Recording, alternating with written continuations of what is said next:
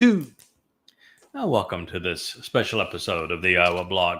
We're here in our library studio, and we have Leah with us. She has composed two new songs, one of which we're going to debut on this program. And the story of that song is based upon the story that is told in Numbers 5.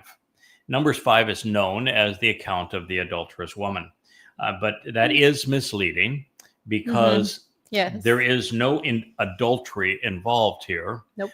In fact, God doesn't give two hoots about sexual promiscuity. When he speaks of adultery, it is religious adulterers being unfaithful to him with false gods like G-D and Hashem and Jesus and Allah and all that sort of thing. The Lord, Adonai. Asherah, the mother goddess. Asherah, the queen of heaven and the mother of God. Those kinds of things is what drive him crazy. He hates it. So there really is no adultery involved here. And to specify a woman is really unfair. The woman is a stand-in for the returning mortal remnant of Israel, and is therefore for men and for women. But the symbolism here is that since Yahweh divorced Israel in Hosea, if you recall, in Hosea, the prophet was asked to marry a temple prostitute, a religious whore, so that he could have some empathy for what Yahweh was dealing with pursuant to his people who had become religious whores and had been, well, since the early days of the Exodus, and nothing had changed. So Yahweh wanted to write, as the Torah prescribes, a letter of divorce to his people because he could not stand their religiosity. And therefore, this unfaithfulness has nothing to do with sexuality and all to do with religion. And the woman represents both men and women, boys and girls, who are returning to Israel and to Jerusalem and Mount Moriah during the celebration of the Adamah Parah, this productive red bull, if you will, that will be sacrificed on this occasion to purge this woman, this representative of all Yisrael, this surviving remnant, of her religiosity, so that she can be symbolically wed to Dod. Yahweh is not going to remarry symbolically Yisrael, but his beloved son, our king, is. And therefore, she has to be prepared for him. And when you read the story, what you find is that there are three really interesting words, of which Leah is going to explain each of the three. And this is a battle royale, really, between these two women and what they represent at this time, with one woman being exceedingly important and good for Israel, and the other, well, she is the whore of Babylon that has lured so many to their religious demise. So with that introduction, Leah, I'll let you speak to your song. Also, I would tell you that what we're going to do is following the song is we're going to turn to Numbers 5, jumping way ahead in the story as it relates to Qatsyr-Harvest. This is around page 700 of that book, 7 even past then. So we're going to jump way ahead in Qatsyr-Harvest because this is really a function of what transpires on Towrah as opposed to Shabat. So with further ado, Miss Leah. Okay. Well, I was chasing down a singular word that popped out at me. It's Azkara. And I was reading alone in Numbers 5, and I came across the word Nakba, and Nakeba, and Nakah. And these words, to Nakab, is to pierce, bore out, something. And specifically, the something is Yahweh's name. And if you puncture it by taking away the wa, because that's the O sound, in Yahweh's name. Taking that away means taking away either of the two people that stand up in Yahweh's name for introducing the two sons. Either one of them are rejected. It is piercing or puncturing or making of nothing Yahweh's name. To nakab is to be nakba, to be a rebellious woman, to be wrong, to be cursed, to be sent away with a leprous wound. That is the story. And it is a story, folks, of two women. It really comes down to that. And there is a stand-in for the nation of Israel. And she comes with the zikaron in her hand. It's profound. The Nakba also, it's interesting to note that the veil, it also means to veil. Throughout most of history, religious women were veiled, but none more so than the women of Islam. And they are incredibly nakba, nakeba. They nakab everything. And this is the curse of that is Allah. That is the curse.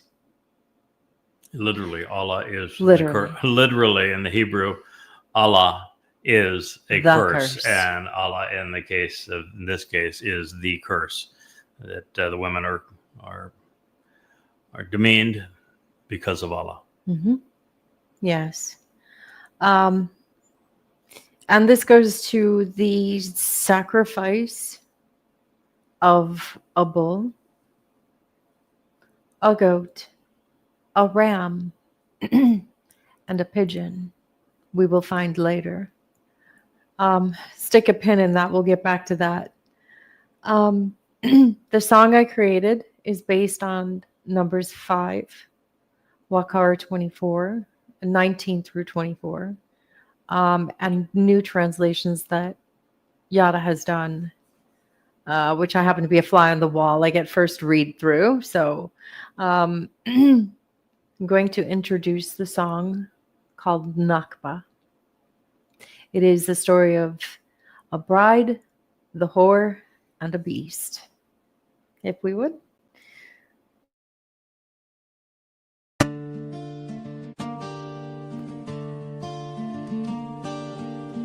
Come here and listen to my tone.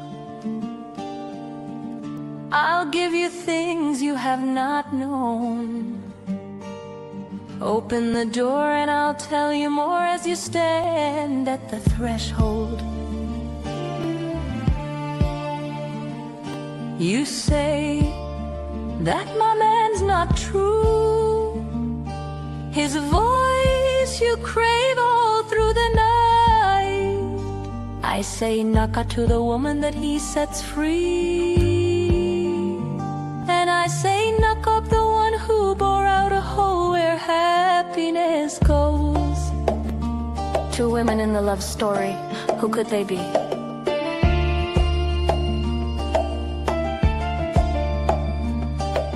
One loved the problem for the other to solve. Didn't like the zakar she sown seeds of her own. She bored a hole where happiness grew. When I held you so close that I broke in two.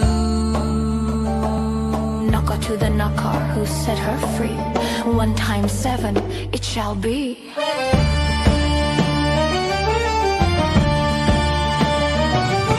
A father loves his son and set for him a bride to marry. Built them a home in Yahowah's name. She came to destroy with a flame. At 7 in the morning I did weep for the jewels in his crown. Be you and me. She tossed them to the ground where they lie in dust. One loved the problem and the other to solve. What do you about love. Selah, Selah, Selah. I think about him that let me exhale, and in his greeting is Yahuwah's name. It tears through my mind that I have never knew that all the things of love I thought were untrue. She tore them up and bore a hole right through, a father's signature, and she will weep for that which she pierced. Weep not for her, the unclean soul, she who stands prominent on every corner to lay in wait for the souls of men. Weep when dumbstruck with the beloved of Yah. Your days are numbered by the Tzaba. Yada is the right hand of the Kodesh one. Yahowah's voice and son don't like it. She's the other one. Oh, backsliding daughter, how long will you pass yourself around? Unclean, unclean, you're into bonds. I told you her story when she broke the wall. She bore a hole into it all. I could tell it again, but I'd rather not. She bore a hole where happiness was. She took what was not hers to take. She left the other to clean up her mess. Forgive her not, for she is not mine. She opened her mouth and outpoured bitter wine, and not like my monologue, which riddles her mind. Yes, I'll find the O to replace the stolen, and I'll stand with the bull in honor and name, 'cause he found a woman which was bored out of the beloved, and I'm so in love. Now you've truly got nowhere to go, and to you the Zona I say shalom, shalom, and off with you to Babylon, where you belong to bleed on idols. She stand in the breach where she doesn't belong.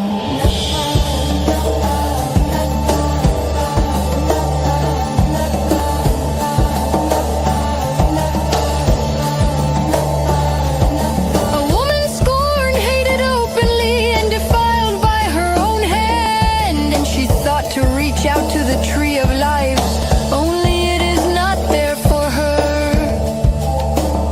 Send her away, Yahowah says, with her leprous wound. She doesn't belong.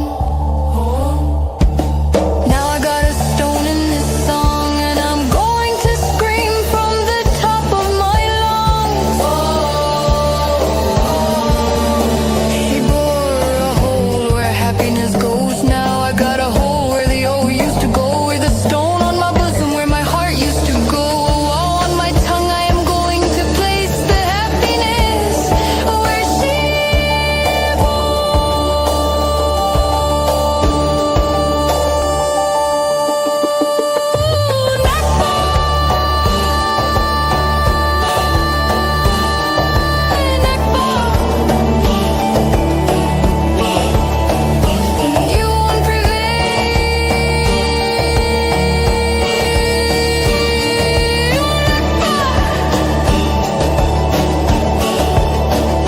I'll place the wall where happiness goes, and I'll grow the family you sought to destroy.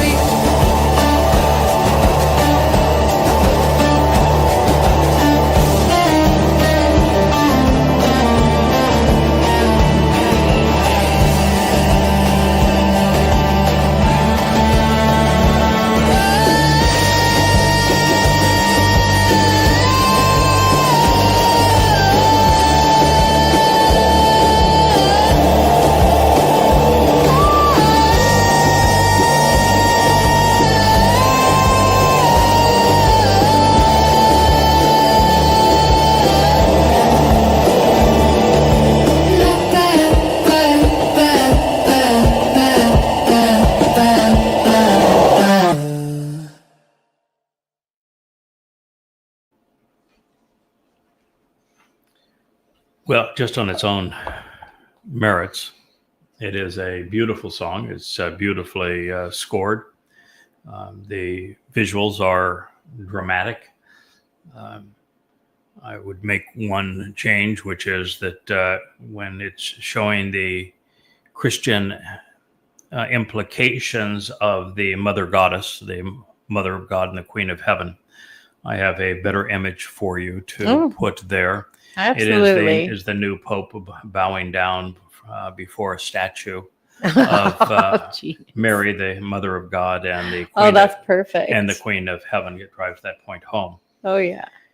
There is, so much to unpack in that song. I think it's probably better that we treat it briefly at this moment, and I will do a far deeper dive into it when I have all of the lyrics in front of me and can go one section at a time and speak to it. I like being extemporaneous. I would have preferred, if I had all of the lyrics to it, I would go through the lyrics now and explain every nuance in that song, because it's intellectually stimulating, the references here. But I'm going to share with you something that I think is important for you to hear before we go into Numbers 5. This idea of boring a hole in Yahweh's name and taking out the Wah is very personal with Leah and with myself and with the covenant family. With Yahweh. God's name is Yahweh. The Wah sound, which makes the O sound in the middle of his name, it's the same sound that is derived from the Wah in Torah, and no one has a problem Or Shalom. recognizing that it's Torah or Shalom. The O sound in Shalom is from the Wah. And we've been studying in one of our series the prophet, in fact, I think it's this one, just much earlier in the text, from the prophet Yoel. And how do you think you get Yoel? It's Yahweh is God, Yoel. And it's like the name Job. So many of the names that are conveyed have conveyed that unmistakable O sound. And we all know it's an O sound. But there's a mother goddess cult revolving around a psychotic woman, legally diagnosed as a psychopath, that has done a great service to us and a great disservice to all that she has fooled. Great service to us is that anybody that's foolish enough to be part of her mother goddess cult is good riddance, and Bye-bye. somebody we don't have to endure forevermore in heaven. So I'm glad they're gone. Absolutely. And it's a service to the truth, really. And that's the whole purpose of evil. I mean, God created Yes. Hasatan to represent evil.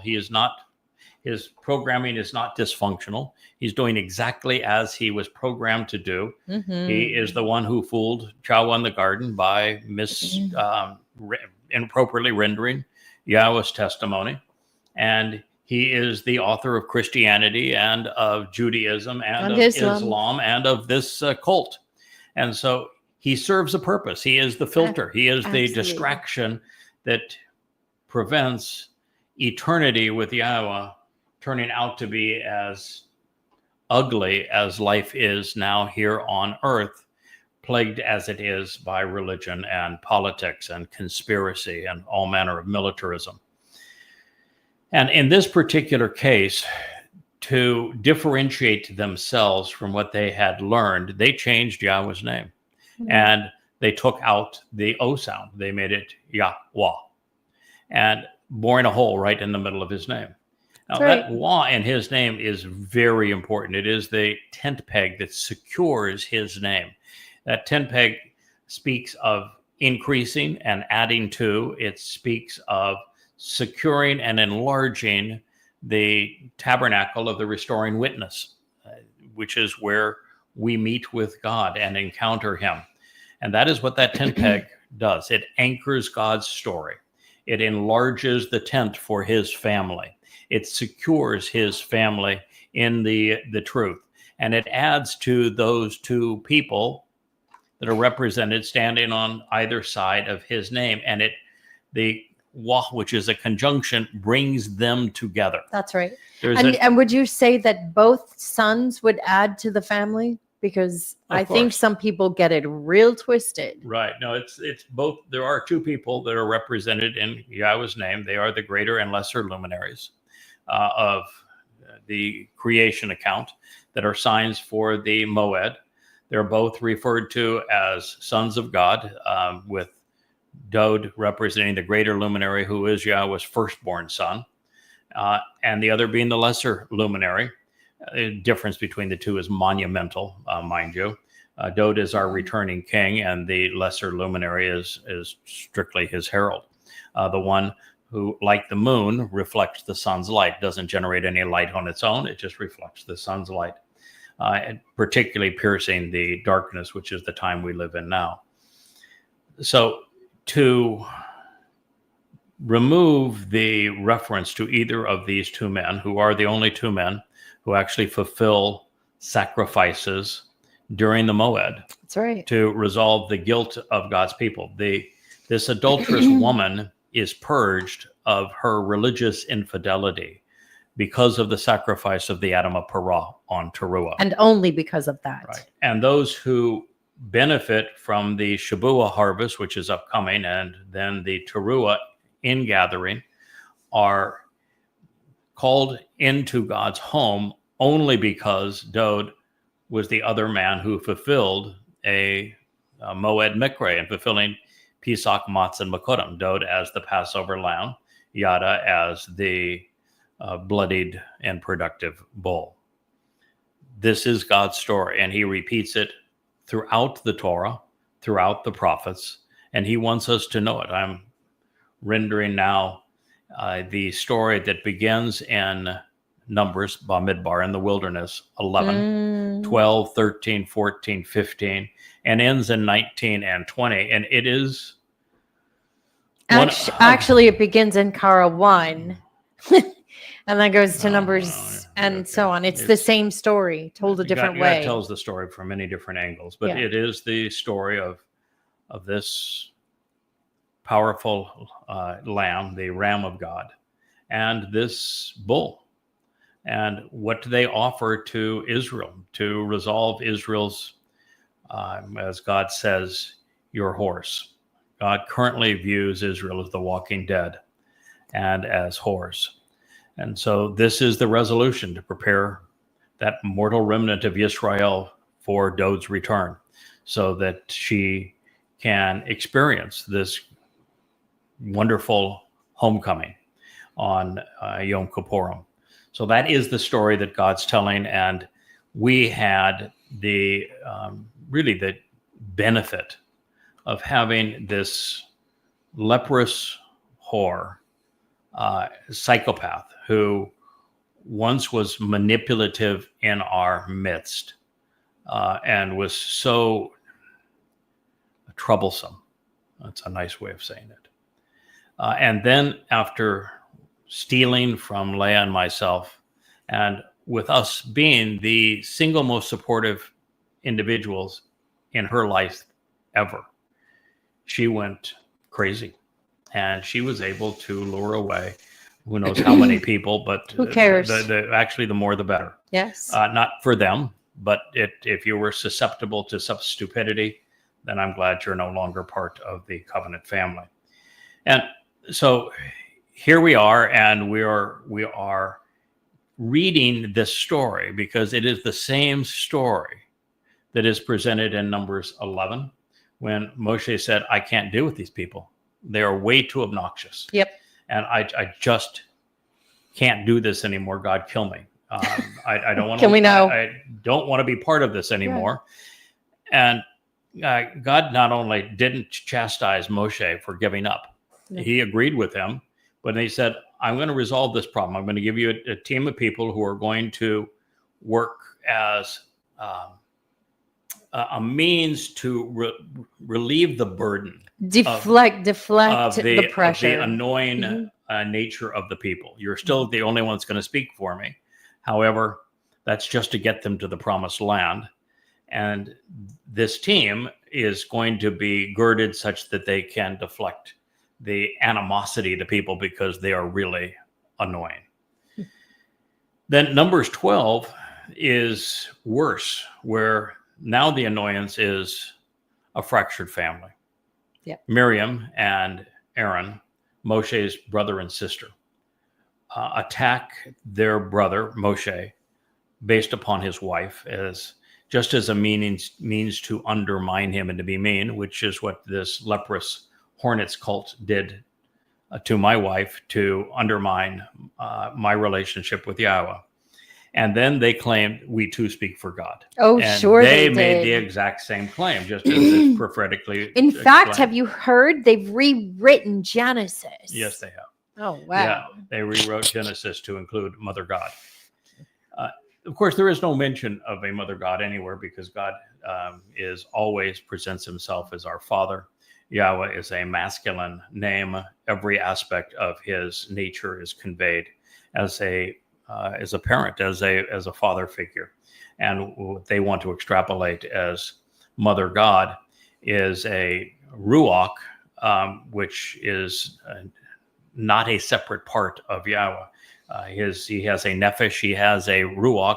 Both are feminine nouns in Hebrew, but they do not create a new persona, and there is no speaking role for the ruach. The ruach performs services pursuant to Yahowah's instructions. The ruach is not a separate persona. Nonetheless, they created this myth on some of the most dubious terms ever, and have lured a lot of people away. And if they had just gone off on their own, I wouldn't have cared. So she stole money. So she abused people. That's you can't fix everything, but they didn't. Nor would I want to. They stole copyrighted material from me, my transliterations, my translations, my unique translating style, the bookshelf ideas that I came to present our material. They were obnoxious and trying to attack on all forms of social media, just to make certain that our metrics weren't as robust as they would otherwise be. Just mean, disgusting from God's point of view. That's why he struck Miriam with leprosy and not only exiled her, and she is the representative of this woman who is so nasty as head of this Mother Goddess cult, struck her with leprosy and sent her outside of the community. And then in Devarim, the last reference to her is that she's the great example of divorce. Of goodbye, good riddance, you're gone. And so it's a really interesting story. And of course, in Numbers 12, we're introduced to Yahowah's solution, as we keep on saying. He has a couple of guys. And his couple of guys are Eldod, which is the Almighty's beloved. That is unquestionably Dode David. And Madod. And the other one is my Dode. My Dode. Yeah, I know. My beloved. Yeah, well, it's the my would be symbolic of the mem, which is the waters, which means that he provides, there's cleansing provided and new life provided through him, and that he's also a goy, and that the yod would indicate that he is conveying both God's influence, but in this case, since it's associated with Dode, he is Dode's right hand. He is Dode's right hand. So these two people were filled with the ruach of Yahowah. That did not, by the way, make them mothers.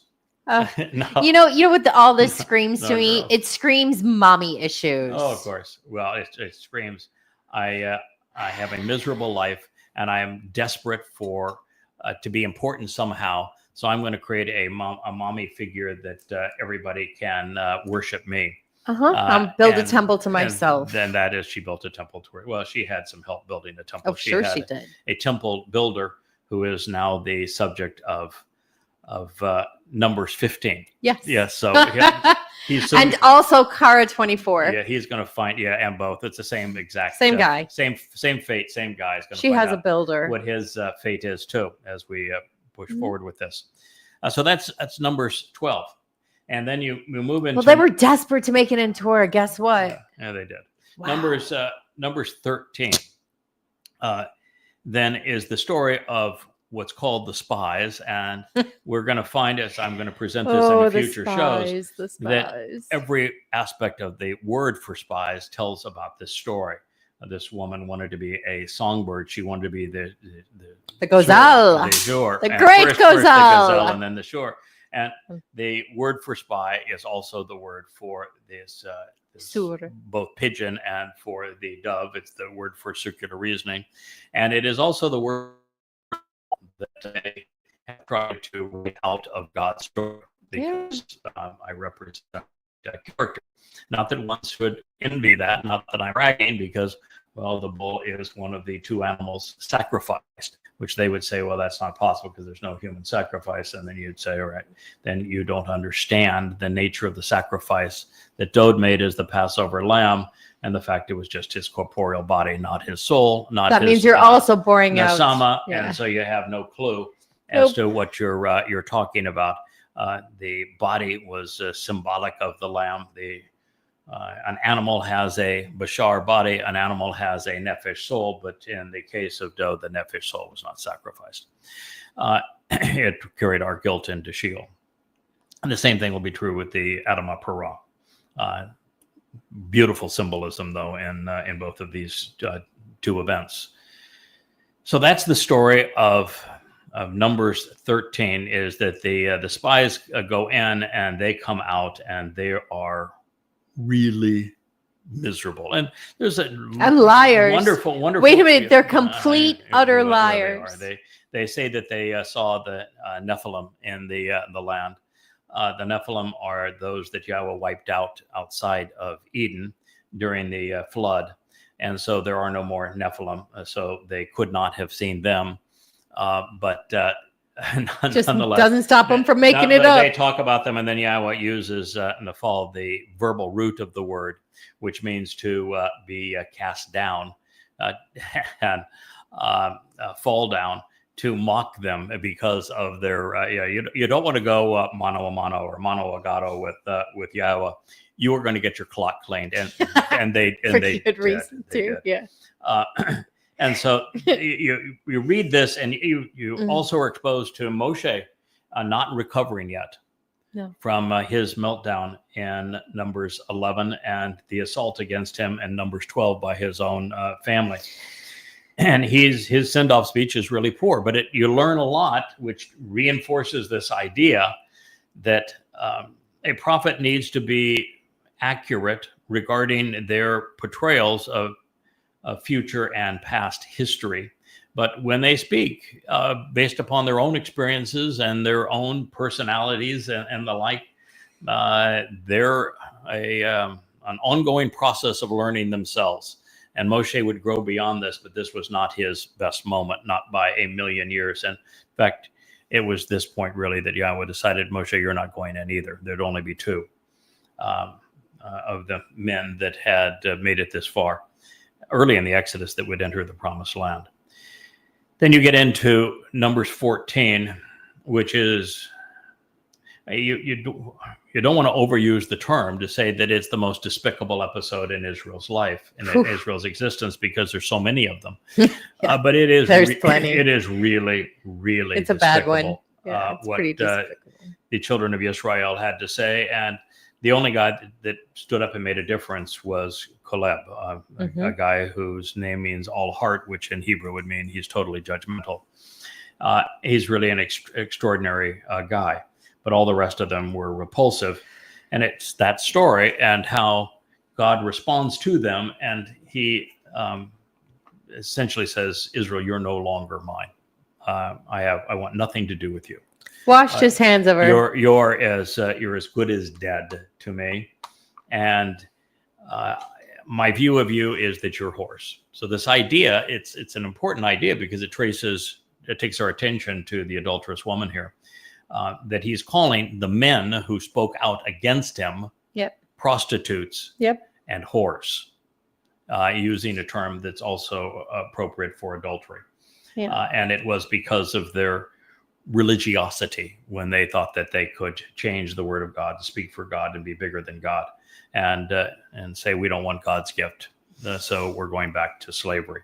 It's an amazing story. And in that story, there is one of the most profoundly humbling presentations I have read, and it'll be something we'll share in a future program. But when Yahweh gives up on his people at this point and sees them as whores, he says that there will be a single goy who will be more effective, more important, more relevant to this final large return of the mortal remnant of Israel than all of Israel combined. So God That's right. predicted, he says, I can't do this through you, Israel. So I have a solution, and my solution I got a guy. is a guy, and that guy happens to be a goy. And it's a very powerful statement. And then he has Moshe gives a recap of the plight that they're in. And in that plight, Moshe specifically says that of this, that the fathers and the sons of Israel will be plagued for 3s and 4. He doesn't say 3 or 4 what? You read everything in your Bible, and you're going to read 3 or 4 generations, the 3rd and 4th generation. Doesn't but say the that. word door doesn't appear. There is no reference Nope, to a generation. there is not. It doesn't say years. It doesn't say generations. It Nope. doesn't say millennia. It just doesn't say. So it says It's the 3 or word 4. for 3 in plural, and then the word for 4 Mhm. in the singular form. And so if you're using Yahweh's typical symbolism, that would be 3,400 years. Yep. And from the moment that this statement was made to the day that goy was born, exactly 3,400 years. It is a Interesting. What do you think the statistical probabilities of that happening are, I'm sir? sure it's just a coincidence. I'm sure it is. It's serendipity, So, right? in fact, I just said, make of that what you will. So, I want to get in on that. yeah, okay. So then we find that Yahweh says that the under 20s will have a chance to come into the land.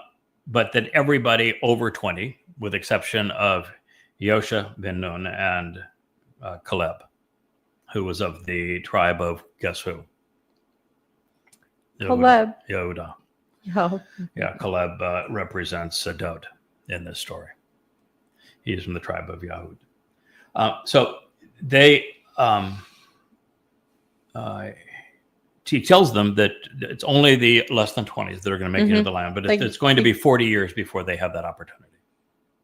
And in the meantime, they're going to go chase lammies around the wilderness.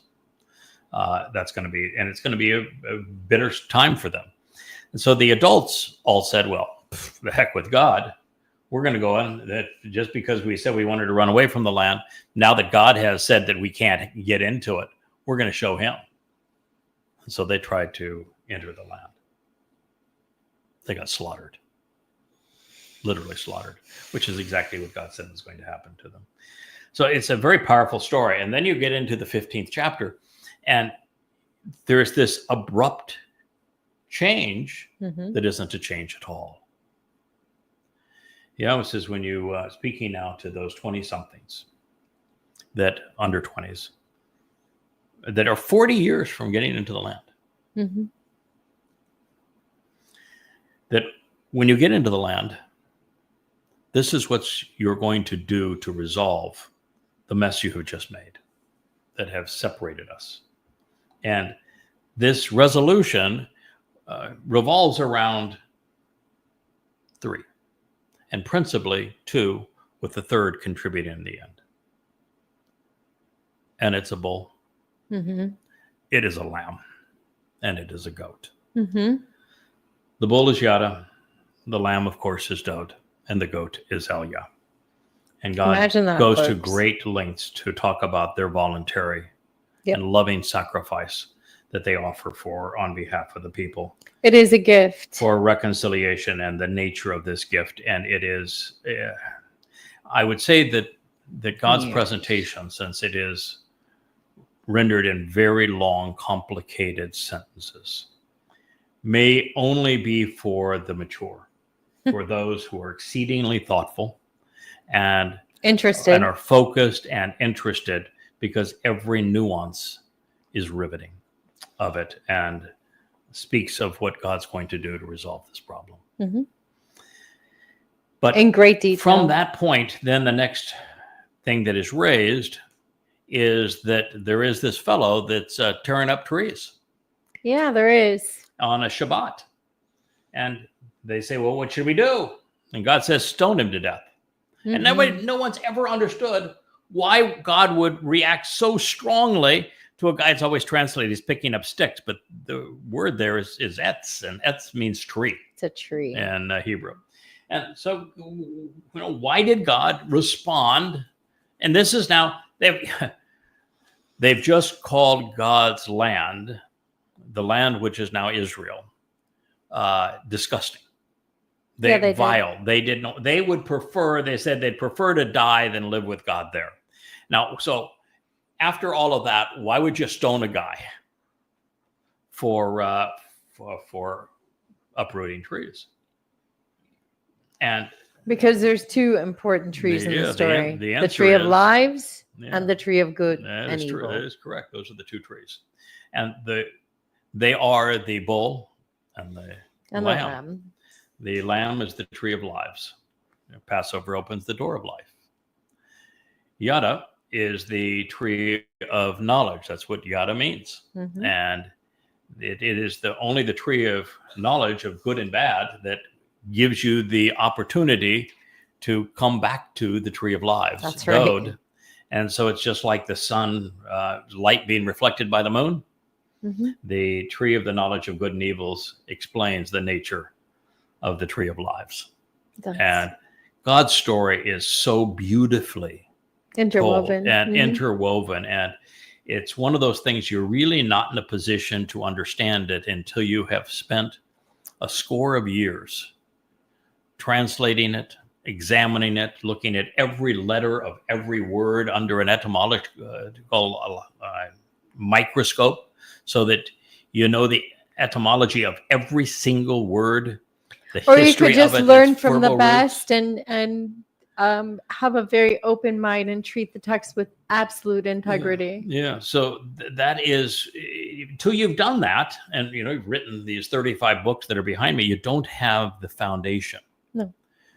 And the insights and the inclination and the chokmah, the wisdom, the I love that word. intelligence. Chokmah. Yeah, and nor the bien, this ability to make the connections, to be able to render and share these insights, which are so valuable.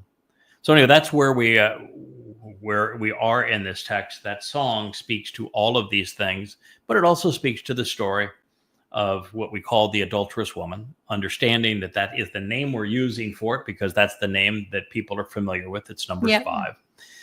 And the cure for this, and I can assure you that I am the first person ever, since this was written 3,400 years ago, who has correctly identified the adulterous woman as the mortal remnant of Israel, and that the adultery is religious infidelity. And that the groom who wants his bride back is David, the returning and king. she's got to be clean Of Israel. And so it is the ashes of the bull that cleanse this woman. That is the Adam of Parah of Numbers 19, so that you understand the connection between these two. And that occurs on Towrah, when the Parah is sacrificed for this returning mortal remnant of Yisrael. So it is in that light that we will begin this story. Yahweh. And we say it Yahowah. And that is because the Yod and the He are understood from the way Yahweh introduced his name. In the Torah, which explains the pronunciation of the Wah, Yahweh told Moshe that his name was based on the verb Haya. That's right. And the verb Haya explains how to pronounce the He and the Yod. Those are 3 of the 4 letters in Yahweh's name. So we know how to pronounce them based upon the verbal root, which means I was, I am, and I always will, Will be. Verbs in Hebrew Mhm. are not stuck or limited in time. They are time full. So Haya means I was, I am, and I always will be. The only letter then left to ponder the implications of is the Wah. And we know the pronunciation of the Wah from hundreds and hundreds of Hebrew words. But of course, Torah, which is God's teaching on the subject and Shalom. the place where his name was revealed, the Wah sound, in addition to the Hey sound, comes from the Wah, the O sound. Also, there are many names associated with Yahweh, like Yoel, that convey the O sound of the Wah. To remove it is to degrade Yahweh's name. It is an unforgivable offense. It is. Yahweh spoke, Dwar, to Moshe. Moshe is a name that means to draw out. It is from mashah, the verb, to cause people to leave one place and go to another. To say, provide instruction and direction. This is shawah. It is almost always rendered in English Bibles as a command, but it based on the notion of instructing, directing, authorizing, and appointing. This was written in the Peel imperative. The imperative is a second person expression of volition, which means God is offering Moshe the opportunity to do what's right here. You should choose to provide instruction and direction. Regarding, who is this regarding? Now, this is the chapter on the adulterous woman regarding Bnei Yisrael, the children of Yisrael, that they voluntarily send out, that they shalach, they dispatch, they choose to remove. And this was written in the Jusiv, which is a third person expression of volition. They is third person. So that they voluntarily, of their own accord, send out. They remove from the community, the encampment, from this dwelling place, everyone who is infectious, whether mentally disoriented, with chronic anxiety, hopelessly confused, plagued by a pandemic disease, or leprous. It's Sirah. Sirah is used in many places in the Torah and in the prophets and in the writings. And yet there's only one case presented in the Torah where somebody actually had the disease of leprosy. That's and true. Yet we're told over and over again how to deal with them. Yes. Now, the reason is that this one person that had leprosy was struck with leprosy by God himself for a specific crime. For wanting to speak for Yahweh. For God. You don't choose to speak for God. He chooses you. He chooses you. And there are very few people that God has chosen. And the people God has chosen, he has told them, he has chosen them. And he told them in such a way that there are hundreds, if not 1,000, references to them that only specifically they fulfill. And so you cannot claim, like popes do, and like this leprous psychopath does, to speak for God. You don't have that option. Yeah. And what God said in response to this woman, who didn't even go to the point of trying to speak for, all she did is say, we too speak for God. She didn't actually say anything. Nope. She just came up with the idea, the mere idea of it. That we too speak for God. And Yahweh shut that down wholesale. He gave her leprosy. And divorced her. He said, you're so disgusting. It's as if your father spit in your face. I wouldn't even look at you. Yeah. So this is really serious. So everything God says about leprosy, in this case, remove them. Stay away from them. And whose job is Withdraw this? from them. The children of Israel. Yes, absolutely. The Bene children of Israel. If you have consider a yourself responsibility Israel, you're to remove by them. choice.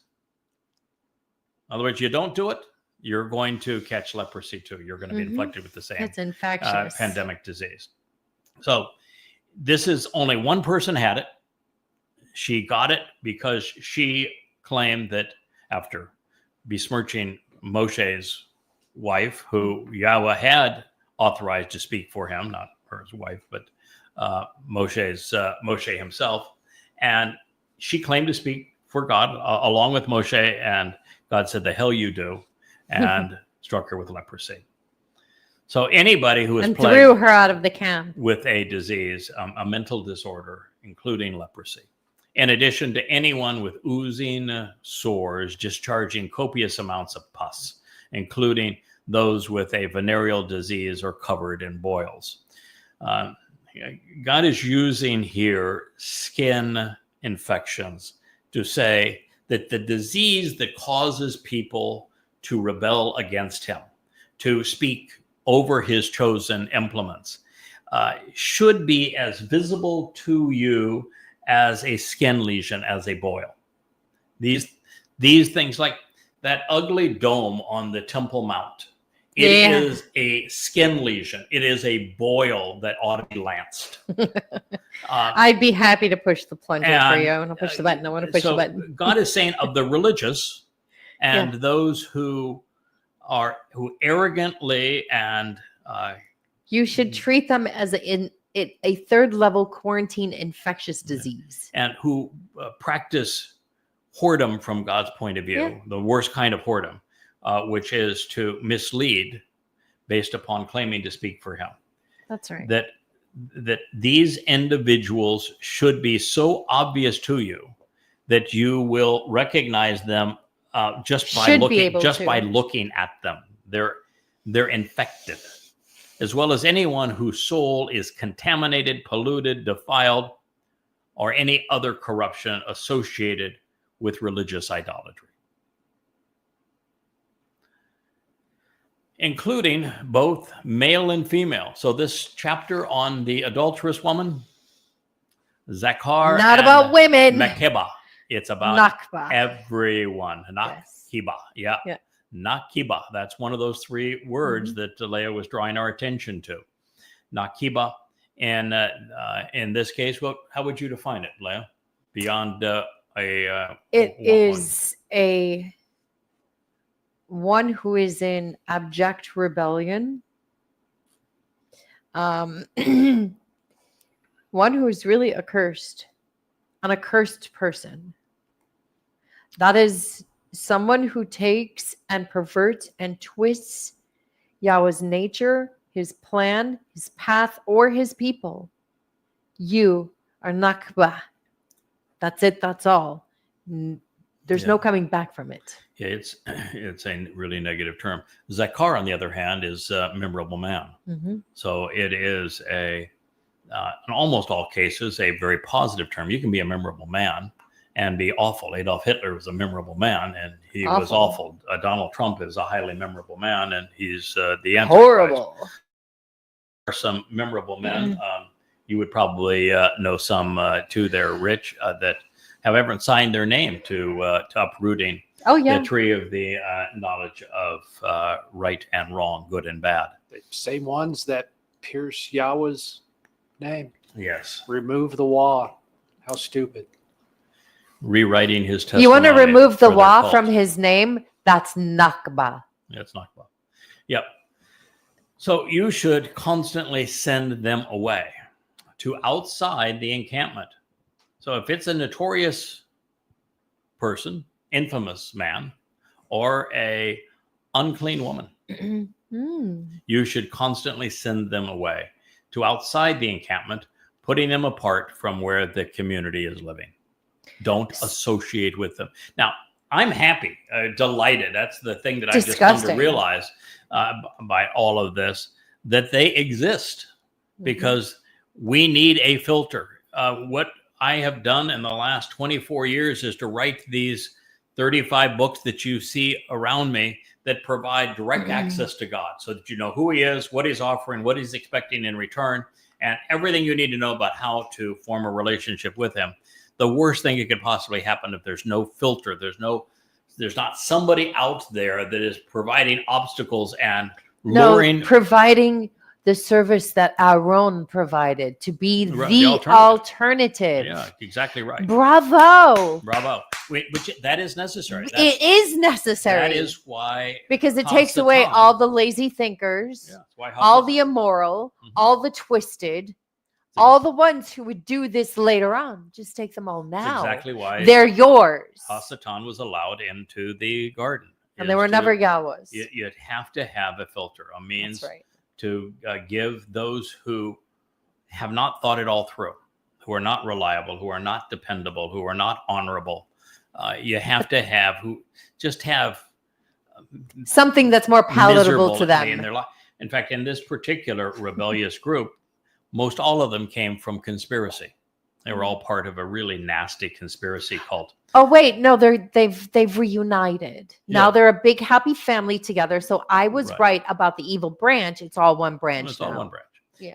They're part of a conspiracy cult, and that cult is why God hates conspiracy.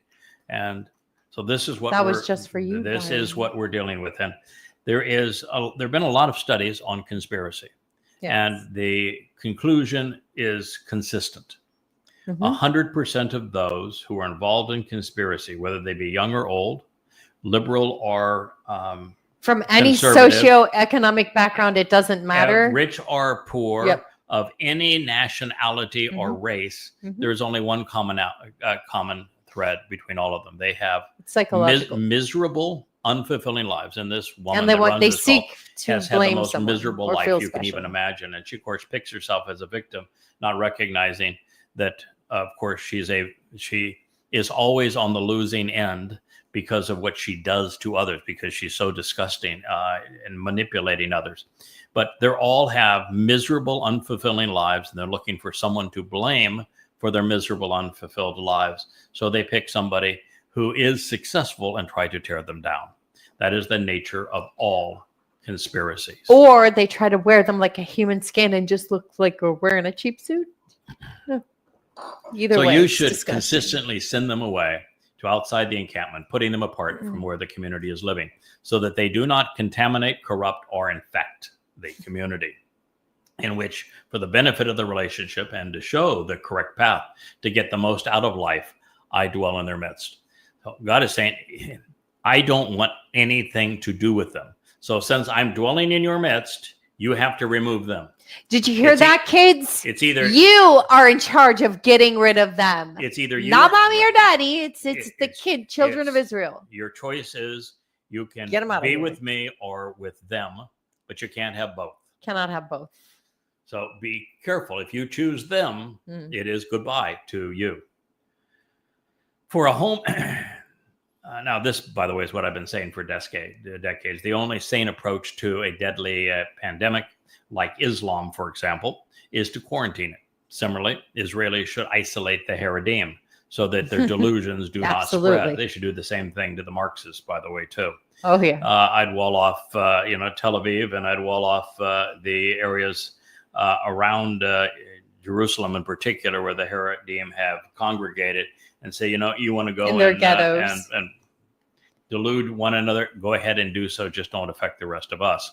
Now, okay, that would shrink Israel by 40%, with 20% on either side. It kind of But would, yeah. they're parasitical on both ways. They're exceedingly destructive politically and religiously to Israel's viability. And so long as they have a voice in Israel, Israel will be a house divided and separated from God. So when there is a viral pandemic like COVID-19, those who are infected should never be brought to hospitals. That was the first thing I said when that disease became known in 2020, is that we're doing something incredibly stupid. We're taking the people infected with this virus and putting them in the midst of people who are really sick. And what you're going to do is you're going to spike the fatality rates that would otherwise have been as few as 1 in 1,000, which is the average mortality rate for the flu, which turned out to be the overall mortality rate for COVID-19. Although COVID-19, because of the research that was done in the Wuhan lab,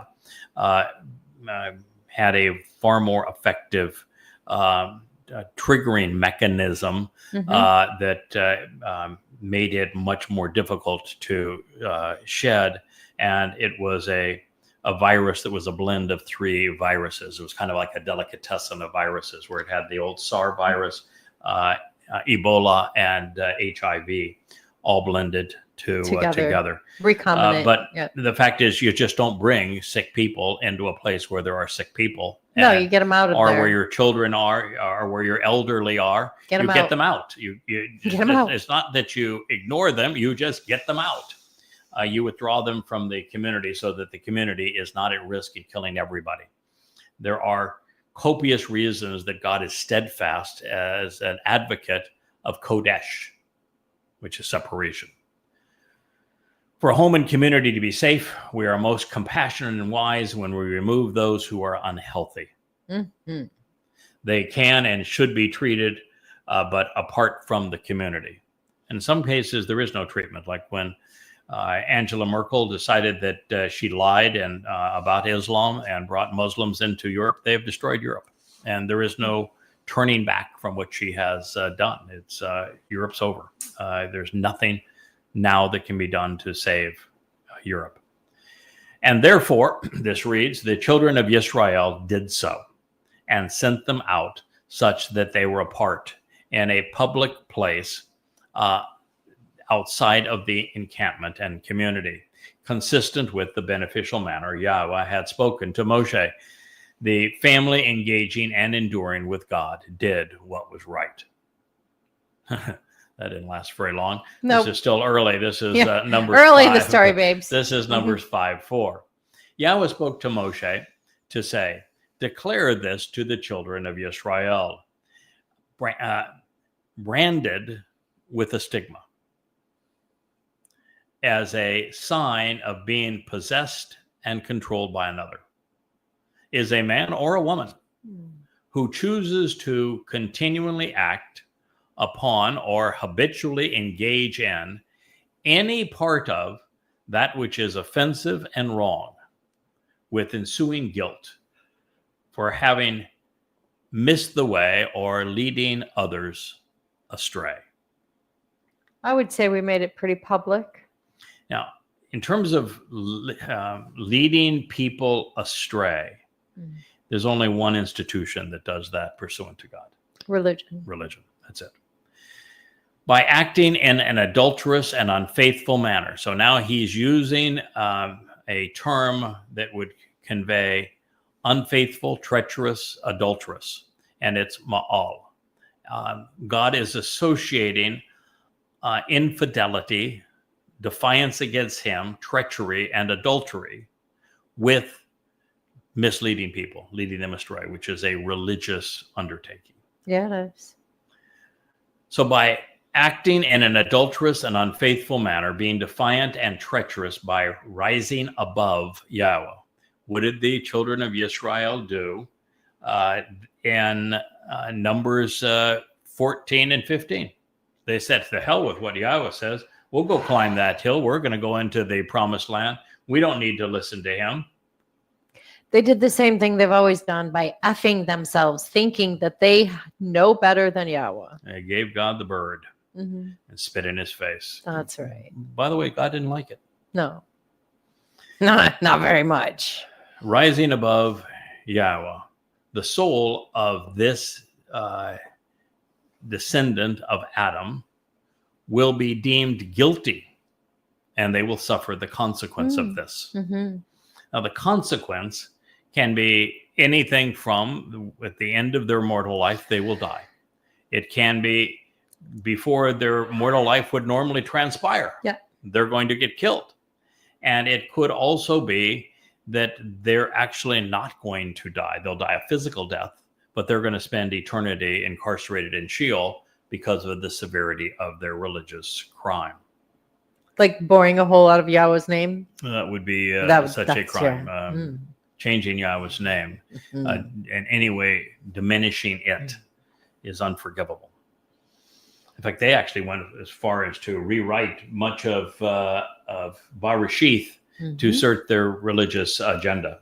They couldn't find Mother God, and the passage of the Mashal, the Proverbs 8, that they claimed that they were so brilliant in finding, that doesn't mention a Ruach spirit. They've now rewritten Bereshith, Genesis, to lure more people into their leprous den.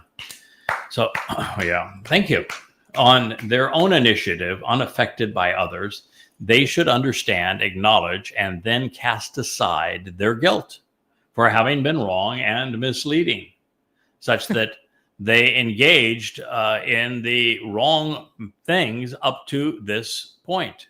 Then he will return to transform and to restore the first and foremost, making a reconciling guilt offering for them, then adding something over and beyond the fifth to it.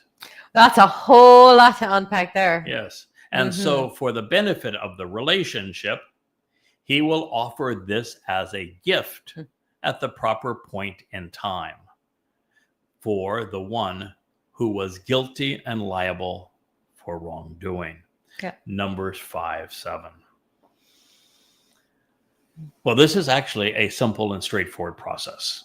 Come to know and acknowledge that religion and politics are misleading and that God wants us to disassociate from both, and then do so.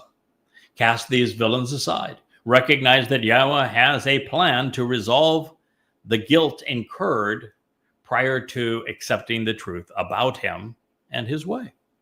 Almost anyone can be restored and come to Yahweh by acting upon this message once restitution is made to resolve prior guilt. Doesn't resolve ongoing guilt, but prior guilt. For most, they will capitalize upon what Dode has done for us on Matzah, when he removed our shame and carried it with him into Sheol, where it was deposited, never to be seen again. But not everyone, because 9 years from now, actually 8 years from now, the last Passover unyeasted bread and firstborn children will have come and gone. And those who were among the last to observe Chag Matzah and capitalize upon the Messiah's gift will be among those souls that are gleaned during the fifth Moed, Towrah. And those who had not, who were left behind, this mortal remnant of Yisrael, who were God's referring to as the religious whore.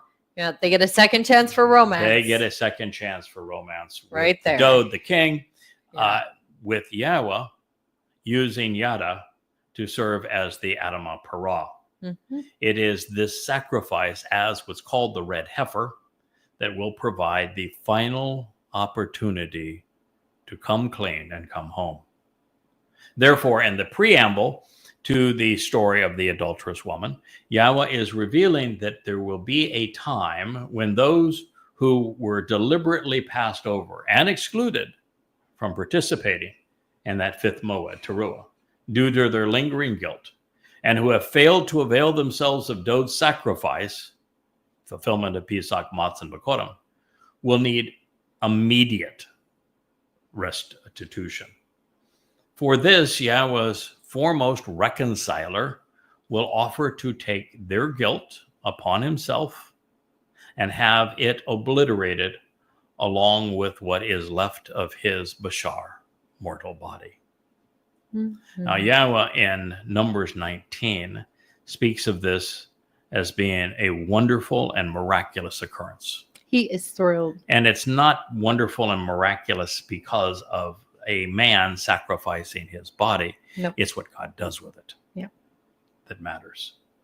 It's the effect of that, the conclusion, So for Yada to refer to what Yahweh has and will continue to do with his Bashar, which, by the way, is also the Hebrew word for herald, on the Yom Teruah, which is the day of the herald, as his foremost means to provide reconciliation at this last moment is accurate because Moshe was Yahweh's foremost liberator and teacher, and Dod has been Yahweh's foremost protector, role model, and savior. And while both the first and second Zeroah offered the means to reconciliation, it was not their primary mission. As foretold, the Adamah Parah's gift of reconciliation will be over during and beyond the fifth Moed. Mm-hmm. As did his king before him, he will offer his life to restore the remnant of Yisrael on the cusp of the Messiah's return. Consistent with the prophecy of the red heifer, his offer will be to cleanse their souls by accepting and then incinerating their religious and political malfeasance. I said that's a big job, and it's a big effing deal. It's a big request by God. Mm-hmm. God had to know that when he wrote all of this prophetically, inspired it prophetically, that this man would come to exist, that he would agree, that he would devote his life to learning, that somewhere along the line that he would figure out, just as Dod did, that it's my role to do this, and then he would agree to do it, and then he could be counted on to see it through. That is, you better be really sure of yourself if you're going to put that kind of commitment in writing, and do so 3,400 years. I'm sure of in one advance. thing and one thing only. He picked the right animal when he recognized the true bull. He, I am certainly not going to question God's judgment. I think he could have done better. But evidently, it suits your personality. Evidently, there wasn't any. Well, Maybe you don't know. Maybe you haven't looked into the beauty of bulls. What I would say with great confidence is that I did not win this job by being faster, smarter, quicker, better than the other applicants, because there were no other applicants. You won by default. Yes. Yes. I came in last and I came in first in this particular situation. So yes, I it's lovely that you like to self-deprecate. However, Yahweh seems to think you're a big effing deal. Yeah, I came in. So put on your big boy pants. I came in unchallenged. Time to roll. I came in unchallenged. God is very clear in saying that he looked for millennia and found no one among his people that were willing to listen to him and do this job. We were too busy being whores. So he scraped the bottom of the barrel, found himself a goy, and we were off to the races because I was willing to do it. Unproductive. Look at the bookshelf. No, I do think that while God should have been able to do better. Do you? The fact of the matter is that once we engaged, we've been effective. We've been productive together. I don't think there's anyone that can actually question that we have been a very good team.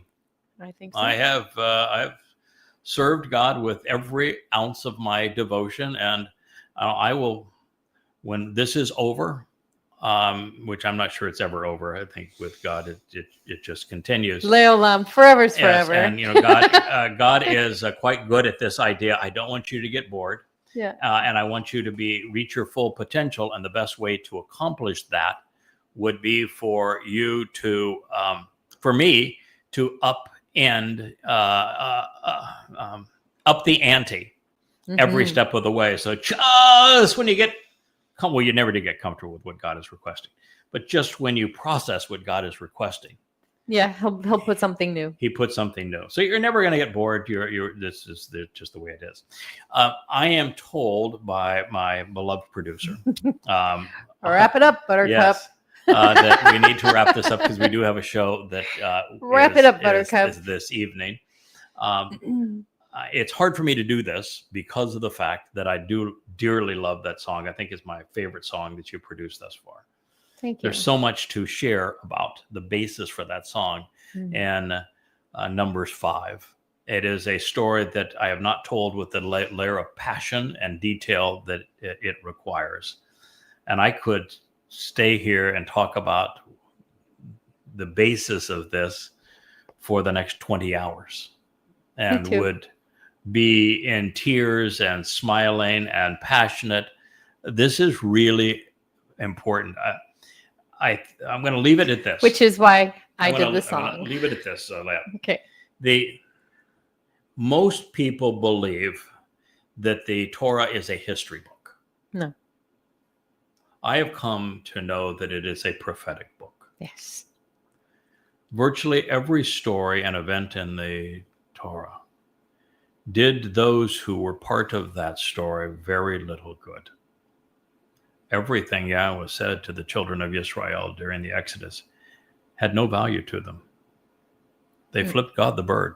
They told him to go away. They said, we don't ever want to hear from you again. Shut up. Yeah. And so it did them no good. So every one of those stories is prophetic. They have not held meaning until this moment. And that is why those stories are all coming alive as part of the YAHOWAH blog.